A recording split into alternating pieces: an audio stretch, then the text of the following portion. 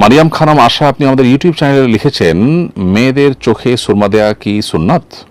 নবী করিম সাল্লাল্লাহু আলাইহি ওয়াসাল্লাম সুরমা ব্যবহার করেছেন, সেই জায়গা থেকে সুরমা ব্যবহার করাটা সুন্নাতে আদাহ বা অভ্যাসগত সুন্নাহ। এটা সুনানুল হুদা বা আপনার আমলগত ইবাদতগত সুন্নাত নয়।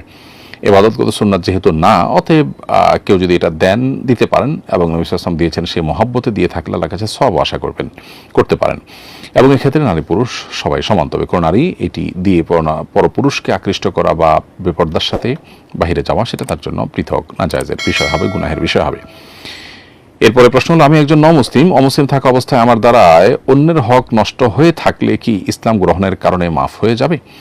উত্তর হলো যে, অমুসলিম থাকা অবস্থায় যদি আপনি কোনো অপরাধ করে থাকেন, আল ইসলাম ইয়াহদিউ মা কানা ক্বাবলাহ, ইসলাম তার পূর্বের সব গুনাহগুলোকে মাফ করে দেয়, ফলে অন্যের সব গুনাহ আপনার মাফ হয়ে যাবে। কিন্তু মানুষের হক যেটা নষ্ট করেছেন, সেটা কারোর অর্থকরী সংশ্লিষ্ট হতে পারে বা অন্য কোনো মানুষের হক, সেটা কিন্তু মানুষের কাছ থেকে আপনাকে আদায় করে, মানে মানুষের কাছ থেকে মাপ চেয়ে নিতে হবে, কিংবা তাকে তার হক ফিরিয়ে দিতে হবে। ধরুন কারোর টাকা আপনি কোনোভাবে অন্যায়ভাবে আত্মসাৎ করেছেন বা আপনি ভোগ করেছেন, তাহলে সেক্ষেত্রে ইসলাম গ্রহণ করার ফলে সব গুনাহ মাফ হলেও তার এই সম্পদ আত্মসাতের যে গুনাহ, সেটা কিন্তু মাফ হবে না, এবং এটার জন্য কিন্তু আপনি তার কাছ থেকে অবশ্যই মাপ চেয়ে নিতে হবে, কিংবা তার সে পাওনা তাকে পরিশোধ করে দিতে হবে।